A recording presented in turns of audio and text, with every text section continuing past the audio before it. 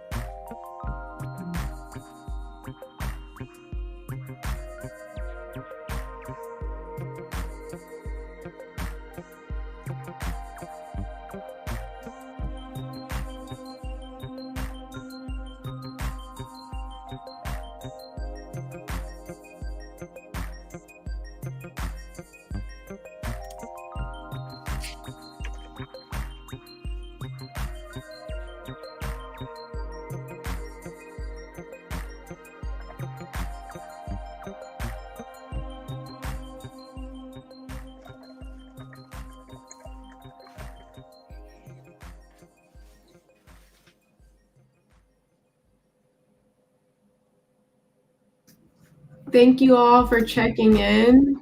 I see a few people from New York, New Jersey. I'm also a New Jersey native, excited to be with you here today. Continue to check in. We are excited to introduce ourselves, but first I want to share about our organization.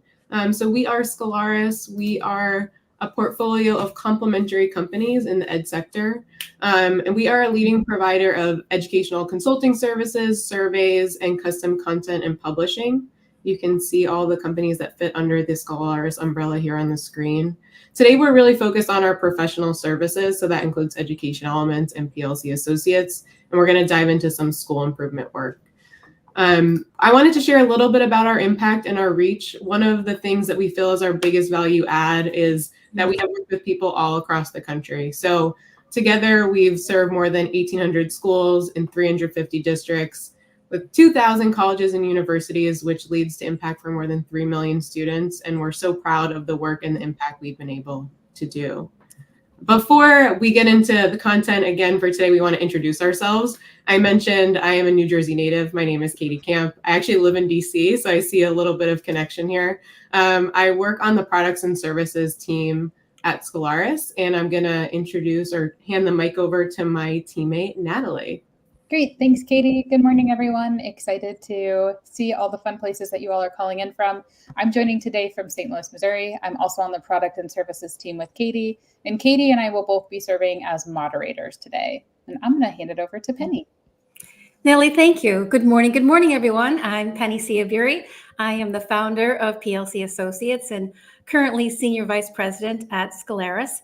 For the past more than 25 years, we've been working on school redesign, transformation, and school improvement. And what we're really going to share with you today are some great practical ideas and strategies that you'll be able to go right back and implement for taking your school or your district to the next level.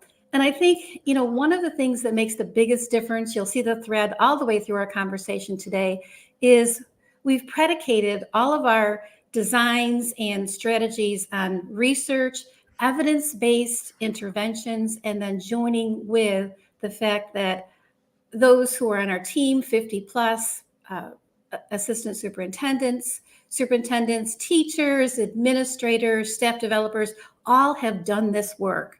So we're so fortunate when we partner with a new district or new school, being able to go on site and provide that you'll hear shortly, true wraparound service. So with that, to my colleague, Emory. All right. Well, thank you, Penny, and thank you, Katie and Natalie, for helping host our event today. And We appreciate all of you joining us for our conversation this morning around the areas of school improvement. I have been actually with PLC Associates and Penny with her teams for about 5 years now. And actually before that, Penny just described, she's been in the industry for over 25 years, providing excellent service with schools and districts across, primarily in New York State. I live in Rochester, New York. But I remember working with her. It's got to be over now 12 years ago, Penny, when I was in a school in a similar situation where we were focused on school improvement. So I've known Penny for quite a few years and have just enjoyed all the great work that she's provided, not only when I was in that district, but then as a colleague now in the expanding services that we provide through our Scolaris portfolio. So thank you again for everybody joining us. And Katie, do you want to get us on to our kind of our next points here? Sure. Thanks, y'all, for introducing yourselves. I wanted to orient us to the purpose of today. Penny touched on this a bit, that we want to share practical strategies for you to bring back to your schools and districts.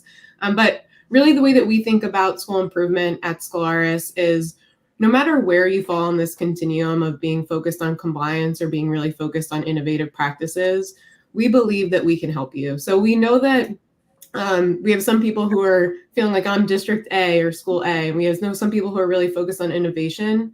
And we're excited to share strategies that we believe will help you regardless of where you would place yourself today. So hopefully you leave with those tangible things that you can feel like they're ready to put in practice. But with that, I'm going to give the mic back to Penny to get into our next piece. Katie, thank you. So let's start here. As we look at our past 25, really plus years in terms of school redesign and transformation, this is from our team.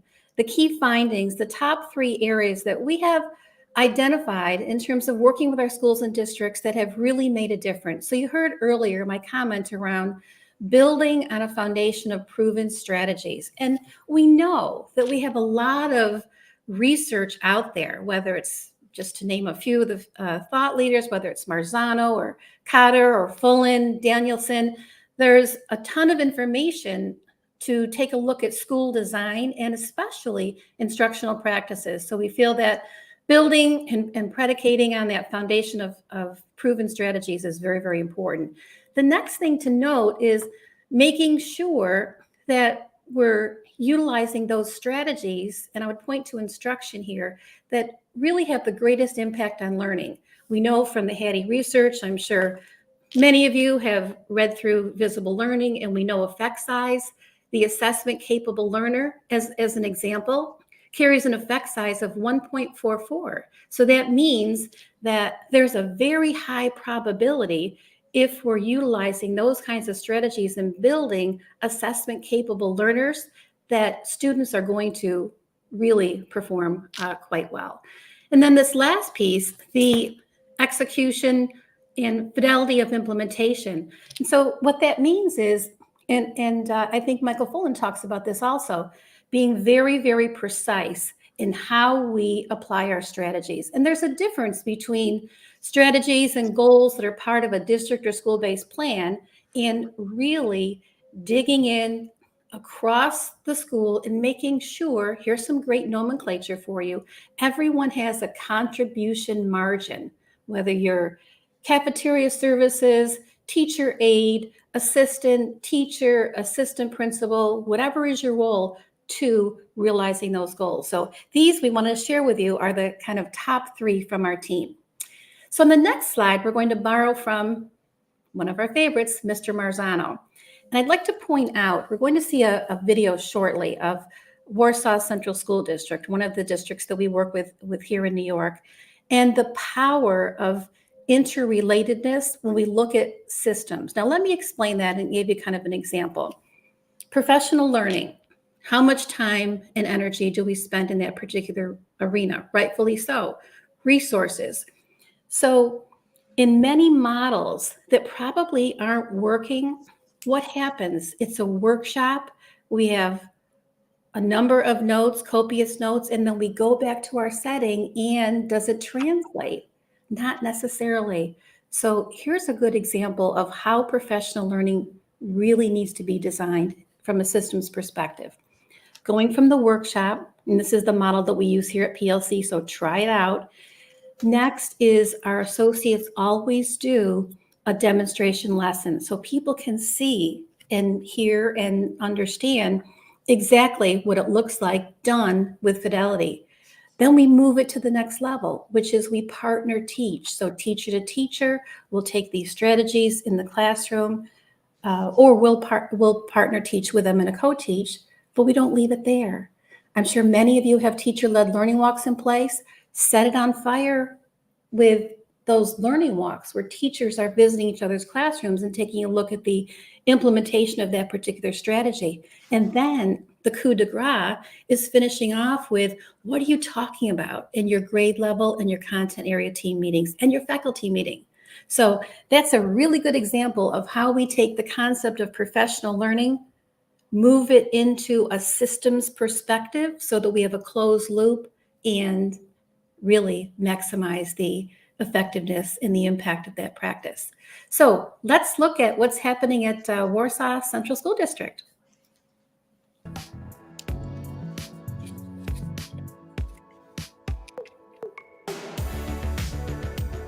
I think at the time that we started our work with PLC, a lack of systems was actually one of our biggest challenges. We'd had a lot of transition. It's very difficult in a small school district to not keep rolling back and maintain some of those systems and structures that you'd had. So at the time that we were identified as a school in need and a district in need, I just appreciated working with PLC.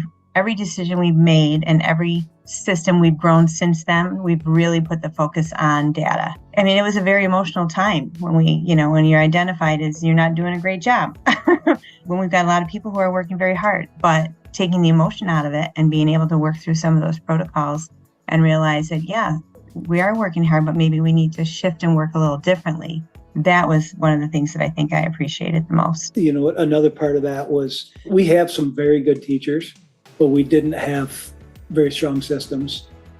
And once we started creating systems and kind of meshing those together, that's when we started seeing some success. The other thing, consistency is big. I think, turnover creates instability, and that's one of the things over the last 3 years we've been trying to keep our systems consistent. We wanted to make sure that people realized whether we were on an accountability list or not, the processes that we were entering or we were starting to use as we work with PLC were just about continuous improvement, and that we should want to do that whether we were on an accountability list or not. The other thing that we learned early on, it doesn't have to look the same in each building. I think when we started, we had an idea of what we wanted things to look like. And probably early on, we hurt ourselves a little bit because we wanted to stay within this framework. And then we realized, okay, the high school doesn't have to look like the middle school, and the elementary school can do something different. You can still work toward the same goal and take a little bit of a different route. So you have to be open-minded, and you have to be flexible, but consistent with the direction that you want to go.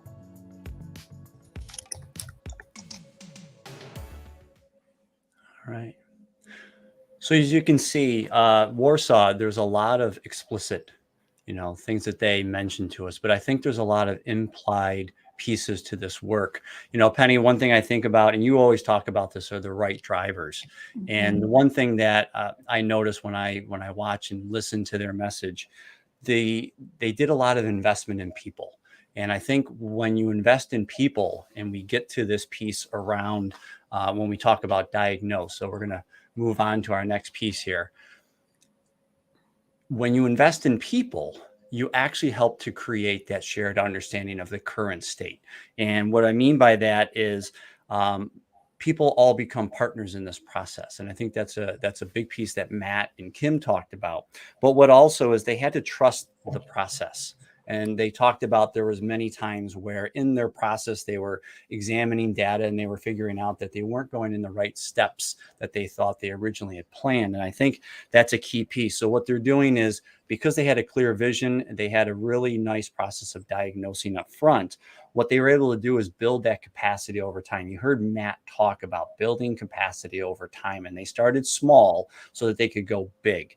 And those are a couple of pieces here that when we talk about diagnose, I think that's a big piece to this diagnostic approach. And this is where PLC Associates always starts with, is we always want to diagnose where we're at, but we're also building relationships at this point in time, so that when we are through that diagnostic piece and we really engage in that critical self-reflection, it allows us to get into that next part of our system, and that's our planning stage. Okay. So if you think about school improvement planning, we're really good, right, Penny? We're really good with creating plans. But what I work with districts, and this is something I learned early on in working with PLC Associates myself from the other side of the aisle. You know, I was in Matt and Kim's role for quite some time. Is we had to really peel back the right layers of the data so that we could figure out the true root causes. One of the things that I always equate this to is the following: home improvement. You know, Penny, if you look under your sink and you see a leaky faucet and the faucet's kind of rusting, you can fix that rust because you see that on the surface level. But what I like to do is when I work with districts and we really want to design a well-written plan, we have to peel back layers and look at root causes of underperformance. I think to me that's a key piece here in the work that PLC Associates does. And if we look at our next component, so for our listeners and our guests joining us today, these are the 4 elements that we use in terms of our design process. Implementation, I mentioned earlier, fidelity of implementation, so key, so critical. You heard Kim say in the slide that one of the difficult things early on was they kept pressing the default button. We're implementing new strategies, new goals, putting together their great, as Emory is saying, school-based plan. And what happens in change process? People, when they're new to strategies and it's a little bit complicated or difficult, press default and we go back to where we were because it's comfortable. That is a critical piece, friends, because something that we intentionally do, monitor that implementation and forge that path forward intentionally and by design. And then the next piece, the last piece, which is sustaining, doing our work well. What we say at PLC Associates is we build capacity along the way. So at the end, and you'll see our transformational path a little bit later on one of our slides, people have that collective efficacy again, 1.57, for knowing what to do and how to maintain these processes so that we have predictable outcomes regardless of our new students, changes in staff, external dynamics, etc. So these elements of great diagnosis, and you have to get that right, because if we don't diagnose it properly and we set people on a path with a school-based plan that doesn't have the right indicators and leverage points, it's not going to work. So it's diagnose, plan, implement, and sustain. So following through, thinking about this one, school leaders must be willing to examine ineffective practices, right? And we must be willing to start modifying what's not working and focusing in on, here comes the evidence-based interventions again, high impact strategies. And oftentimes we do find that schools are, through the diagnosis piece, they have a fairly good school-based plan, but we fall off the cliff when it comes to implementation. Yeah. So Penny, in this, what really resonates here is we have to be courageous. And when I say be courageous, what I mean by that is we always hear often, well, these are how we've always been doing things. Well, times change. Our students change, and we have to change with our students. And one of the pieces that we have to be willing to do is kind of think about what are those practices that currently are now not making any difference. Maybe they made differences in the past, right, Penny? But what we're finding now is they're not making the same impact that they used to. And that's because we have changing culture of students. We have different needs of students. And what I think we have to do is say, yes, those were great practices, but as a collective group, we now have to have an agreement upon that we're not going to be using those practices because our now new plan based on our new diagnostic, right, Penny? We want to ensure that for that work to happen, we have to agree upon that those other practices that are not as impactful now, they need to be set. They need to be sunsetted off to the side, and we have to hold each other accountable for that. I think we have Natalie coming up with a chat. We'd like to hear from our listeners what you're thinking. Thank you. Thanks, Penny and Emory, for walking through that. So we're going to do a quick pause and capture some reflections from you all. Would love to hear from you. What do you feel your school does well in your improvement process? And what might you need to focus on? So as a reminder, the process that they just walked through is diagnose, plan, implement, and sustain. So if you can drop into chat, what do you feel like your school or district is doing well? And what might you need to focus on?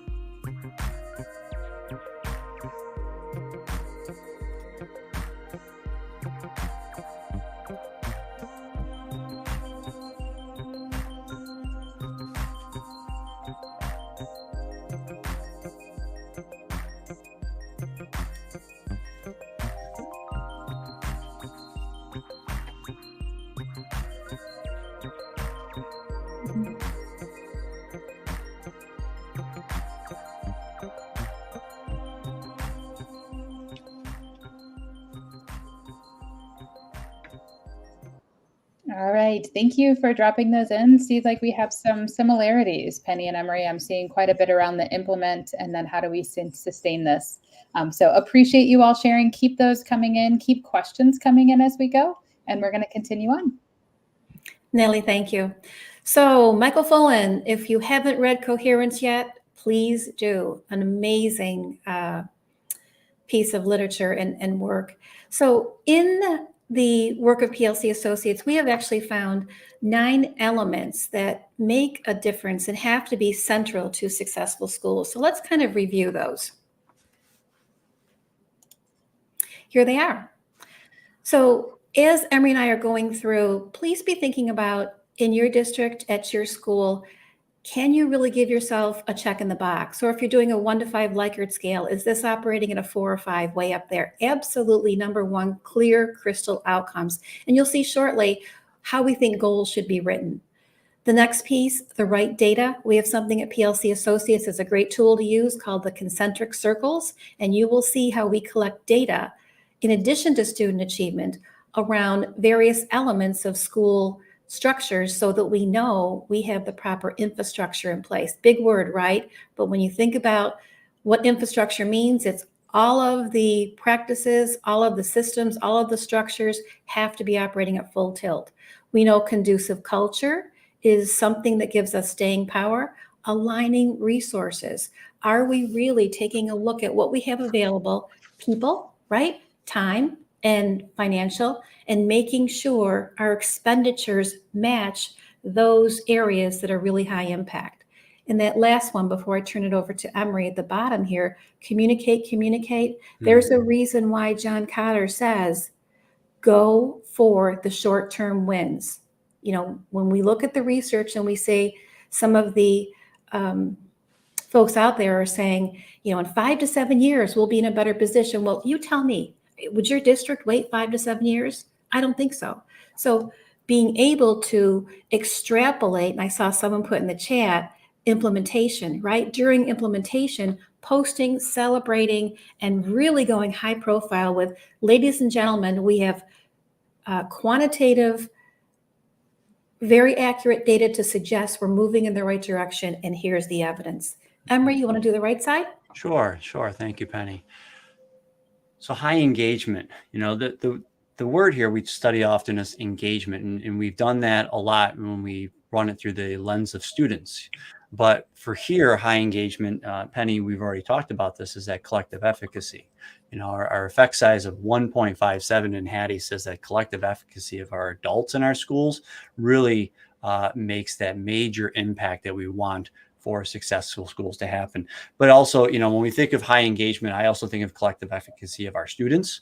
I think that's another big part that we often overlook when we think of the school improvement process, because it's our kiddos that also need to be a part of this process.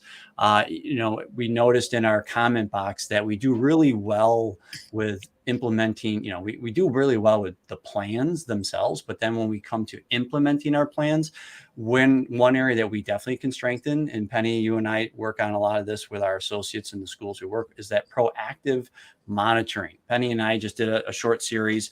We talked about implementation impact. And one of the ways that you measure for implementation impact is having a very, a well-rounded and accessible proactive monitoring process. And it has to be very clear on how that's happening. And then I'm going to move right to capacity to sustain.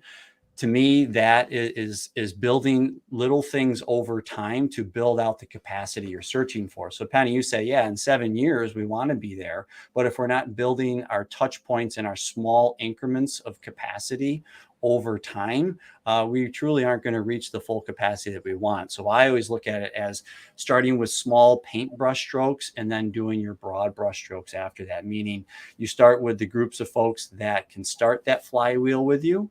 And then over time, that flywheel gets larger and it keeps moving itself so that you can include more and more folks. Exactly right. So let's go right into clear outcomes and enter in the strategies that you've all been waiting for. So here's the information on Michael Fullen and coherence. How to use this. Please take this to your leadership team meetings and discuss, go right around the 4 quadrants and ask clear questions in terms of, do we really have those great goals that impact? Capacity building we see in cultivating collaborative cultures, deepening the learning. I mean, if there's any one piece that we really need to have strong, it is teaching and learning, because concentric circles we'll see shortly, teachers are the first wraparound for supporting students. And then accountability, I don't think we talk about that enough. We believe in co-accountability, and that means when we step on site, we feel absolute responsibility for working with that school or district to make sure we get to the finish line, along with all staff members within that organization. So in applying this theory of action, which is an overlay on our next slide, this is a great activity. It's the, if we do this, then we can expect and achieve what? So here's an example. We were working with the school district probably a couple of months ago, and they were looking at protocols. I see the questions about protocols. In the theory of action went according to, if we implement set protocols for engagement purposes at the classroom level that everyone understands, we can expect that students will be engaged, have higher levels of thinking, and this will cross-pollinate across the school. That whole theory of action set forth some great strategies that the school adopted and thus became very successful at. Emory, take us through. This is an example of I like this one. Plan.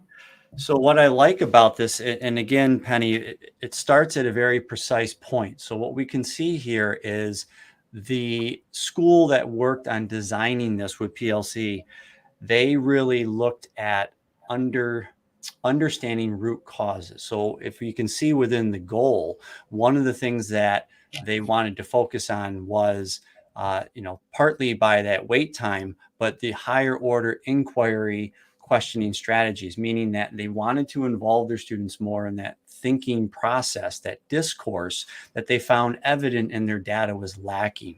So what they did was they set a very high benchmark. But if you notice, they have some right drivers in place. Penny, you mentioned earlier that teacher-led learning walks.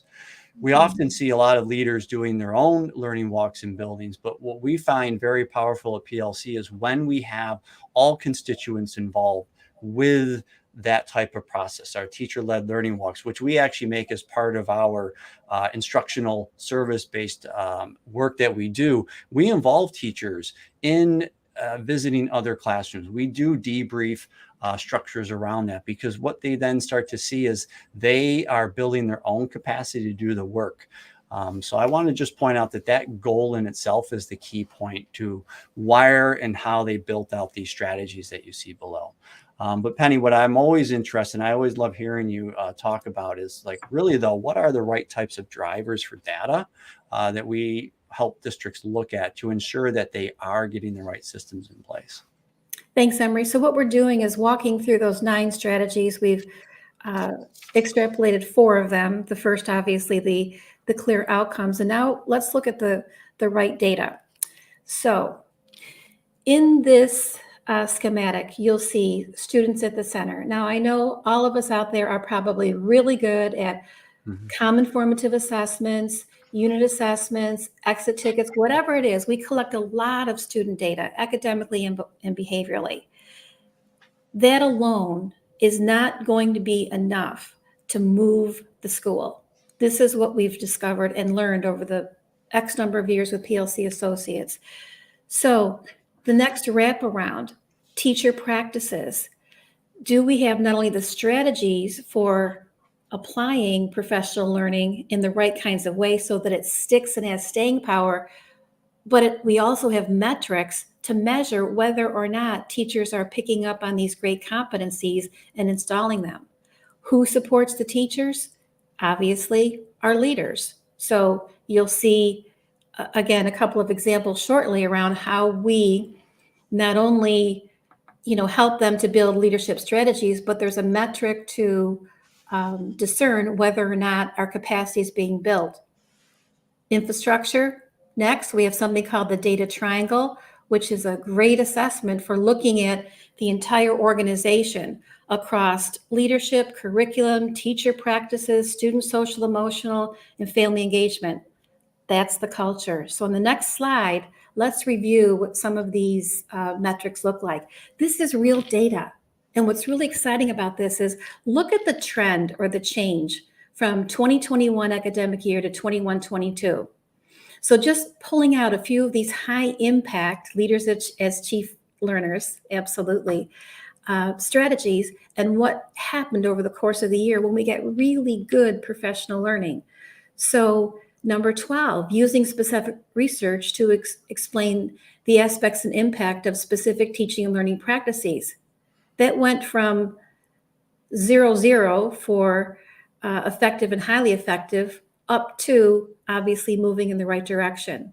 We know with our school leaders, we're very busy managing our schools, right? So when do we actually have time to do a synthesis of all of the great best practices that are out there and dial in on those that work? So our transformational leadership offering looks at 25 competencies that we say we have to get right.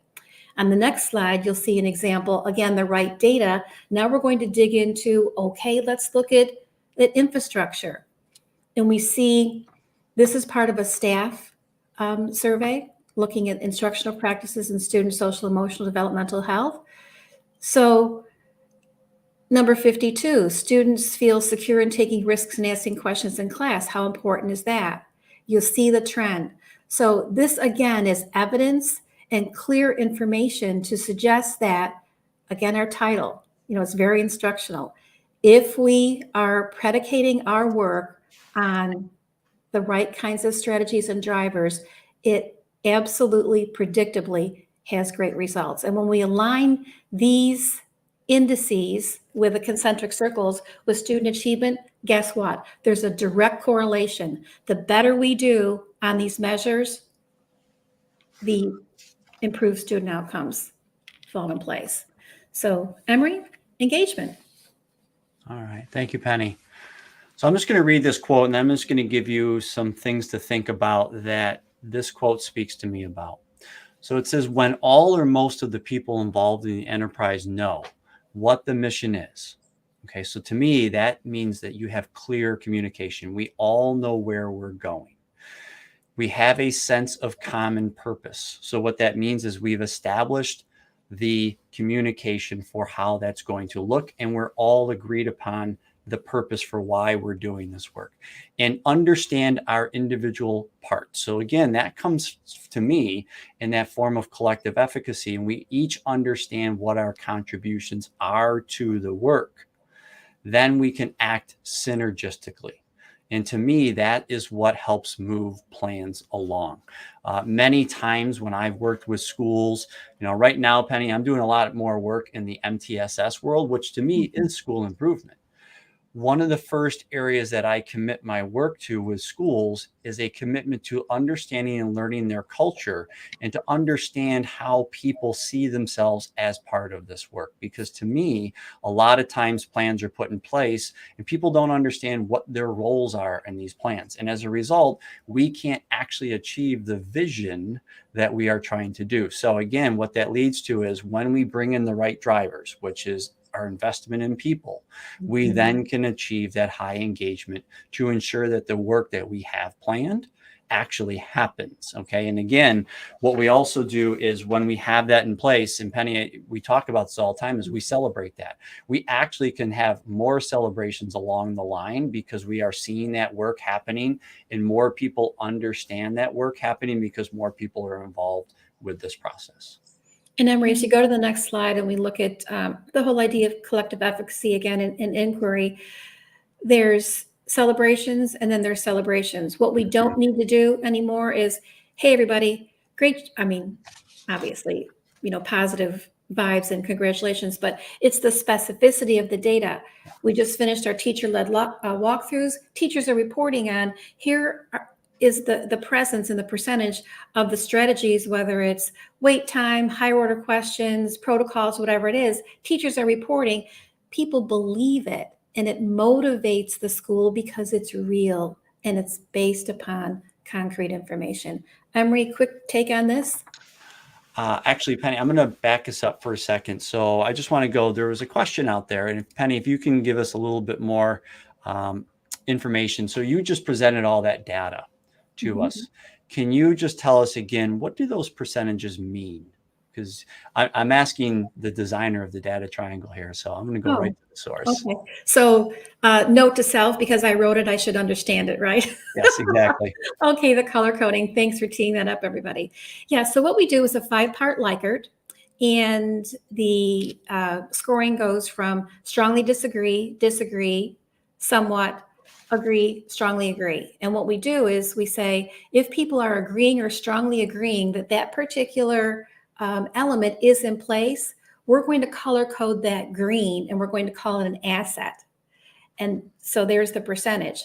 75% or beyond is green asset, 50 to 74 point infinitum would be emerging strength.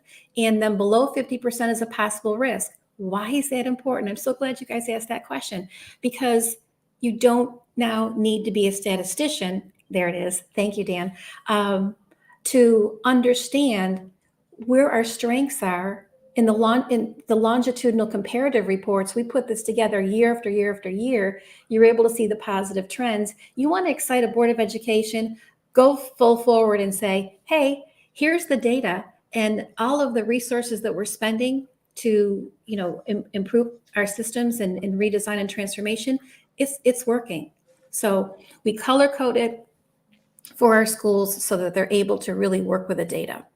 Thanks for teeing that up. So Emory, back to a quick comment here, and we'll then get into a chat, I believe. Well, I think I made enough comments on this. I want to learn a little bit more about how do we actually build to our, to sustain our capacity. And Penny, you've got a great, nice kind of transformational path that we use a lot with districts.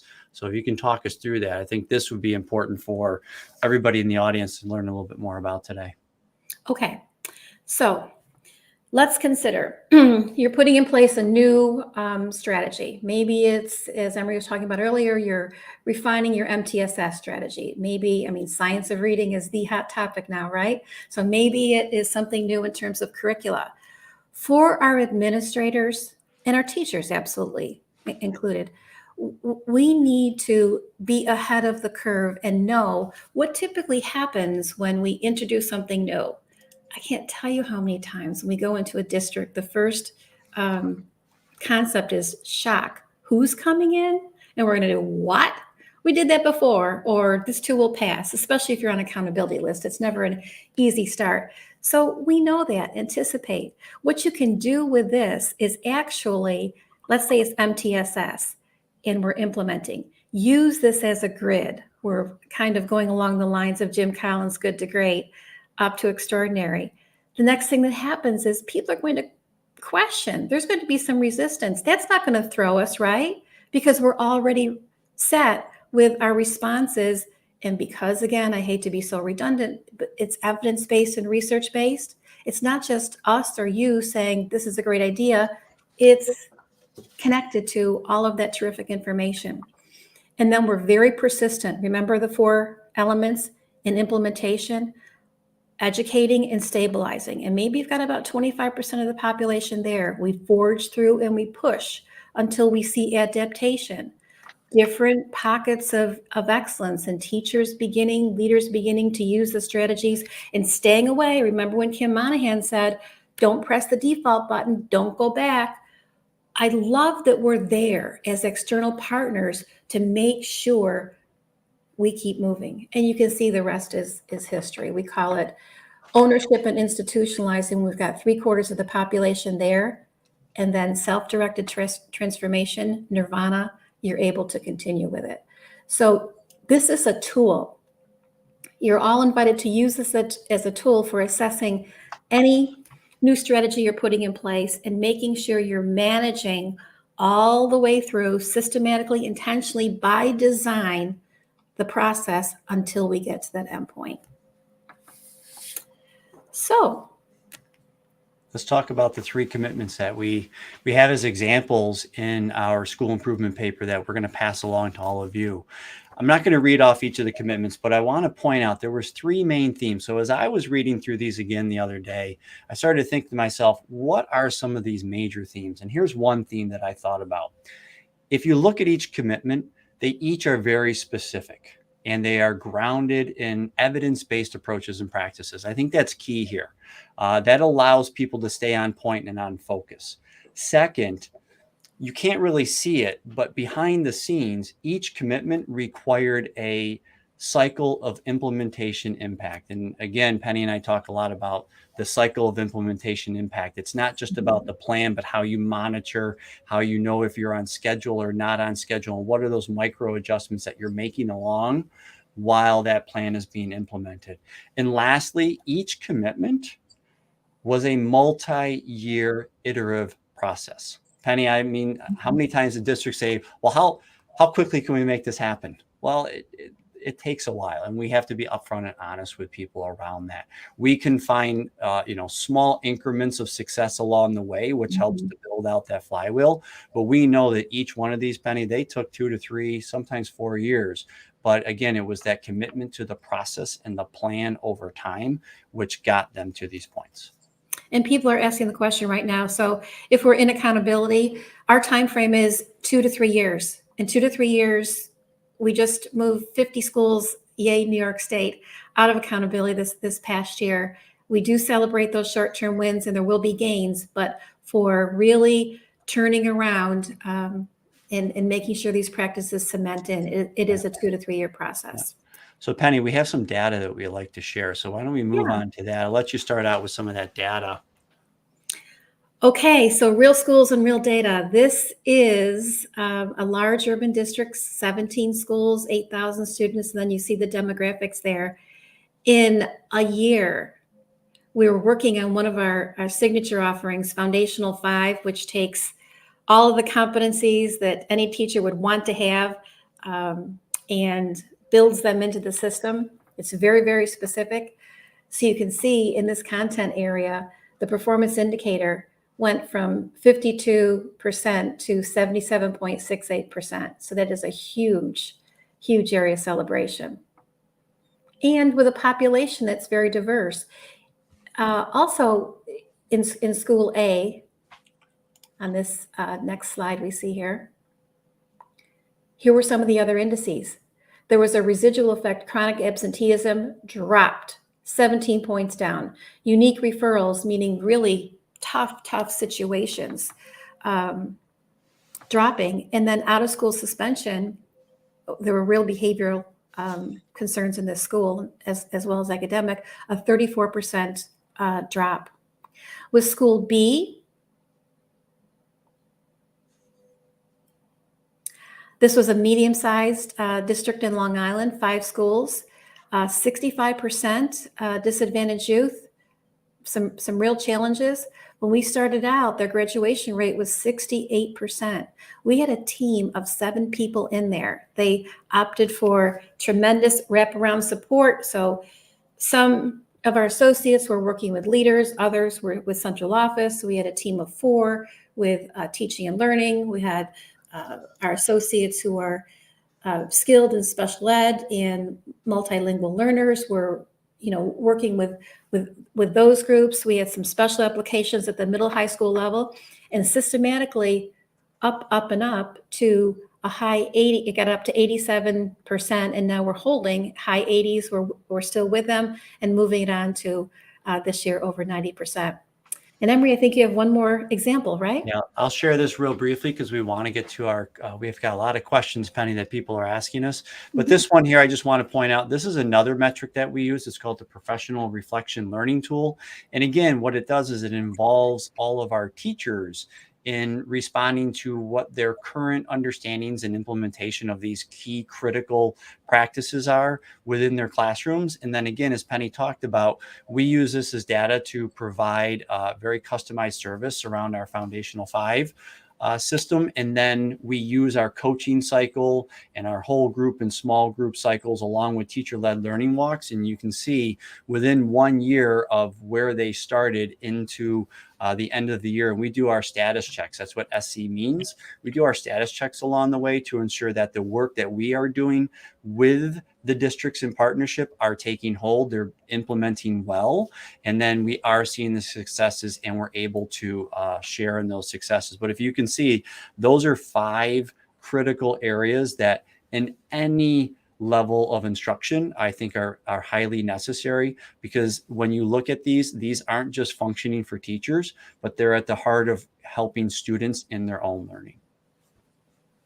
So as we go off to chat and questions, just imagine, the slide that Emory just went through, what happens if within a year, and here's the great data set, we're seeing gains of 60 to 80% of high impact instructional practices within a 3 to 4 month period. That's how fast, when you do things right, it happens. Natalie. All right, thank you, Penny and Emory. So we are going to move to Q&A. So if you haven't already, drop any questions that you have for Penny and Emory. We will try to get through as many as we can. I'm going to start with a couple that we have seen come through in chat. Penny, Emory, what makes the approach that you shared today, what makes it different than the way that others might approach it? Kylie, do you want to go first? I have my thoughts, but go ahead, Emory. I know you have your thoughts. I'd love to hear your thoughts first, because then I love tagging in after that. You always help me out with that. Okay. It's wraparound, wraparound services.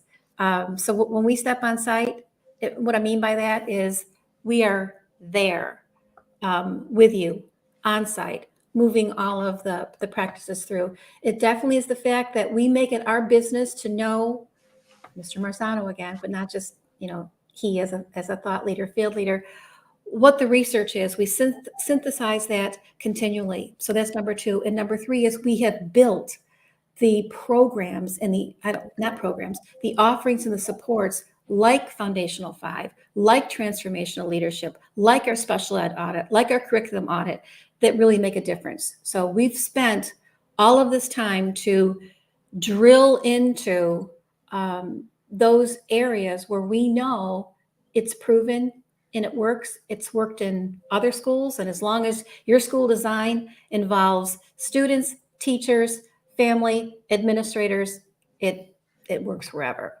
And Penny, if I can just add in there, I think the other part, and I still get this because I have always districts that we've worked with in the past, they still call me. And I think it's because we've developed those long relationships that have become highly trusting relationships. And they're always looking at us for that additional advisory component to this work. So they really trust our reflections with them. They trust what we provide them with answers, but I think it goes to speak with the evidence that we provide them. Penny, last year in New York State alone, we didn't mention this, but in New York State alone, we had 20 plus different districts go into the good standing. They were in accountability status for at least 3 years, if not longer. And now we had 20 plus districts come out of that accountability status, and they are in good standing. And we have several of those districts that have stayed on with us because I think our approach demonstrates why they want to stick with us. And we had one district that was the only district ever in New York to be taken over by the state and in receivership. The strategies didn't exactly work. So guess what?